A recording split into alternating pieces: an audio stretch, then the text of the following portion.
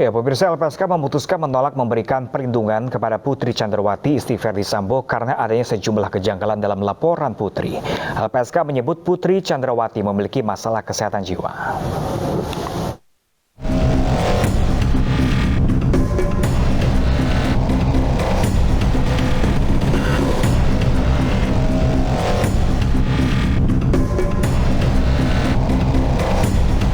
Dalam konferensi pers yang digelar LPSK Senin siang, Wakil Ketua LPSK Susilaning Tias mengatakan bahwa istri Ferdy Sambo, Putri Chandrawati, memiliki tanda masalah kesehatan jiwa. Hal ini ditemukan usai Putri menjalani pemeriksaan medis dan psikologis oleh LPSK yang dilakukan 9 Agustus lalu di kediaman Putri Chandrawati.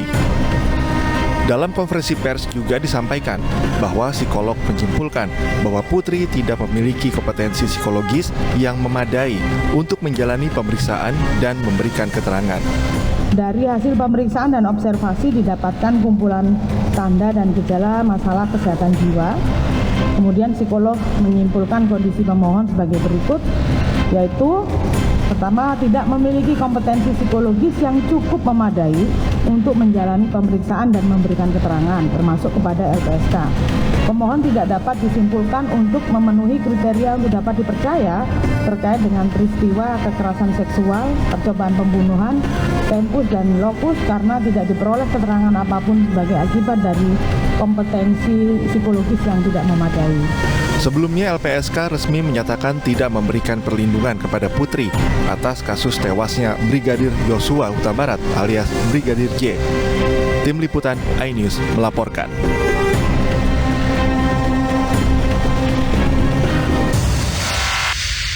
Ya, pemirsa, Lembaga Perlindungan Saksi dan Korban atau LPSK menilai istri Ferdy Sambo, Putri Chandrawati, memiliki tanda dan gejala masalah kesehatan jiwa. Psikolog menyimpulkan kondisi Putri tidak memiliki kompetensi psikologis yang memadai untuk menjalani pemeriksaan dan memberikan keterangan, pemirsa. Lalu apa saja kriteria seseorang dianggap memiliki masalah kesehatan jiwa dan seperti apa dampaknya terhadap pengusutan kasus pembunuhan Brigadir J?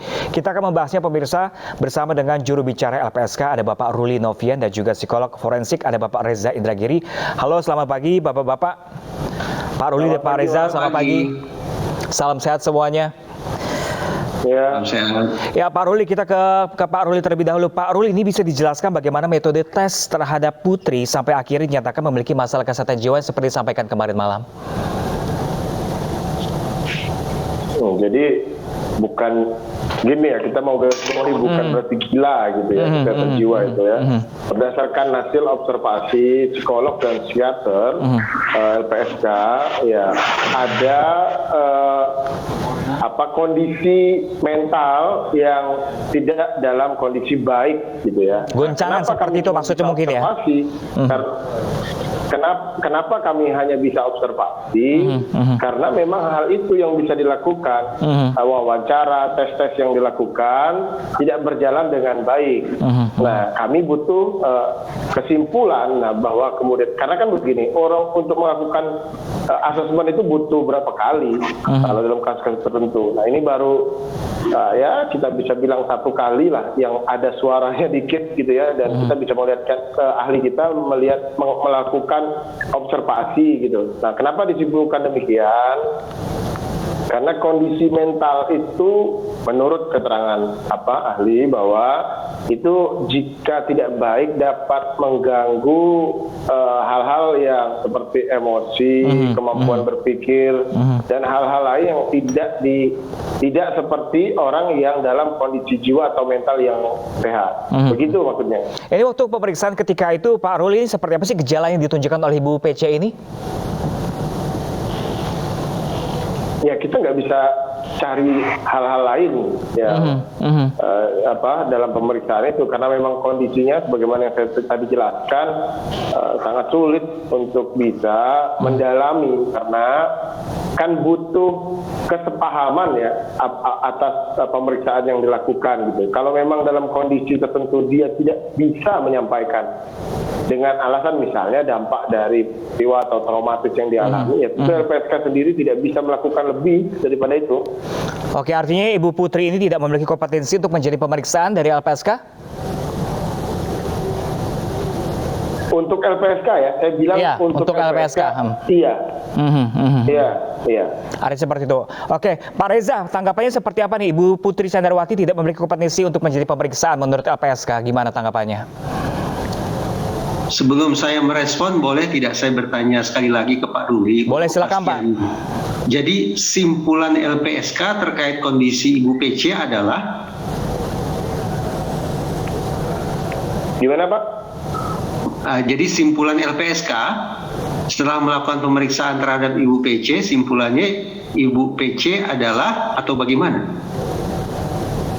Ya, dia mengalami gangguan atau trauma dan berpotensi istilahnya PTSD. Berpotensi ke depan PTSD jika tidak ditangani dengan treatment yang tepat.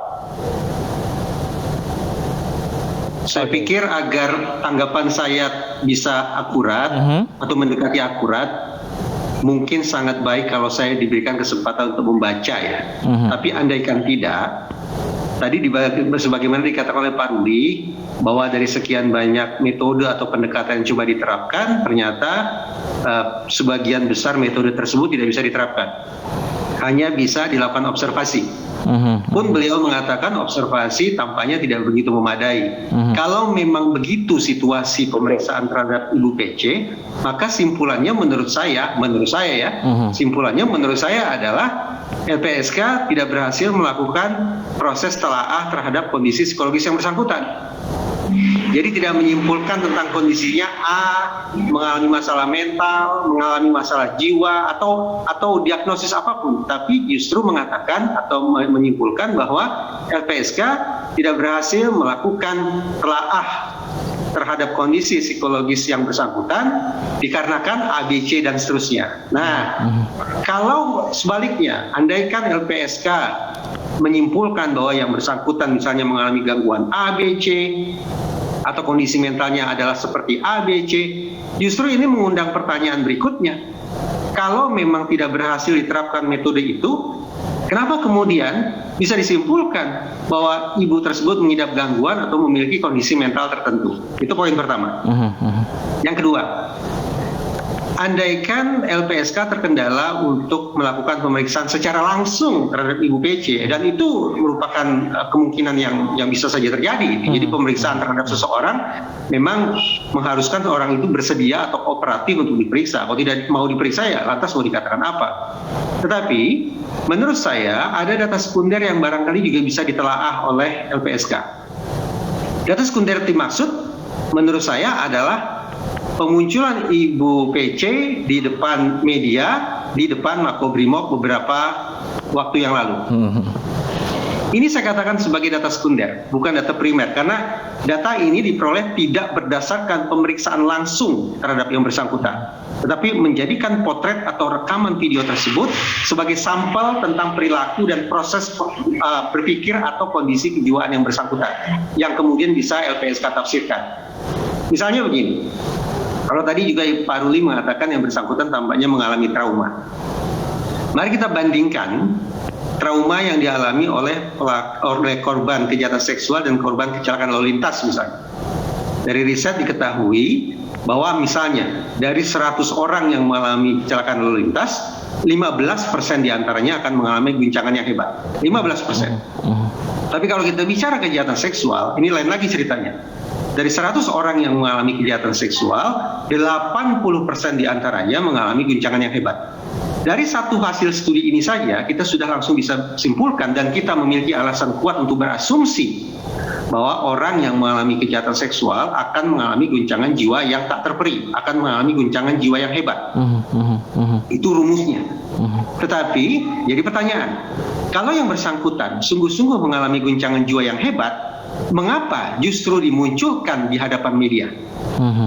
Bukankah terhadap seseorang yang mengalami trauma atau mengalami guncangan jiwa yang hebat, terlebih guncangan jiwa akibat kejahatan seksual, sudah seharusnya kepada yang bersangkutan diisolasi agar bisa menjalani pengobatan, agar tidak terekspos ke publik, agar tidak tanda petik tidak dipaksa oleh media untuk mengingat-ingat kembali peristiwa yang sudah dia lalui. Nah, tapi pada hari tersebut justru ibu dengan secara sengaja dimunculkan ke hadapan media, dipersilahkan untuk berbicara. Nah, ini memunculkan pertanyaan paling tidak tentang seberapa jauh sesungguhnya kondisi psikologis ibu kalau memang beliau menyandang status sebagai korban. Lebih jauh, seberapa jauh sesungguhnya kemungkinan sudah terjadi kejahatan seksual terhadap yang bersangkutan. Karena tindak tanduk atau pemunculan ibu malam itu tampaknya mengindikasikan ada kondisi psikologis yang berbeda dengan yang lazimnya dialami oleh para korban kejahatan seksual. Itu yang kedua. Yang ketiga, mari kita buka Undang-Undang Tindak Pidana Kekerasan Seksual. Di dalam undang-undang tersebut ada sekian banyak pasal yang bunyinya kurang lebih bahwa korban kejahatan seksual harus dirahasiakan identitasnya. Pemunculan ibu pada hari tersebut, beliau berstatus sebagai pelapor. Pelapor karena beliau menganggap atau menyebut dirinya sudah mengalami kejahatan seksual. Baik. Nah, kemunculan beliau pada malam itu justru menurut saya bertentangan dengan Undang-Undang Tindak Pidana Kekerasan Seksual. Jadi sekali lagi pantas kita bertanya, apakah ini memang korban atau bukan? Oke, baik. Karena kalau korban sekali lagi seharusnya identitasnya dirahasiakan. Baik Pak Reza. Pak Ruli, gimana Pak Ruli untuk klarifikasi Pak Ruli? Ada tanggapannya Pak Ruli? Mungkin kita tahan sebentar Pak Ruli dan Pak Reza karena jawabannya di segmen selanjutnya. Dan pemirsa jangan kemana-mana karena breaking news masih akan kembali sesaat lagi untuk Anda. Tetaplah bersama kami.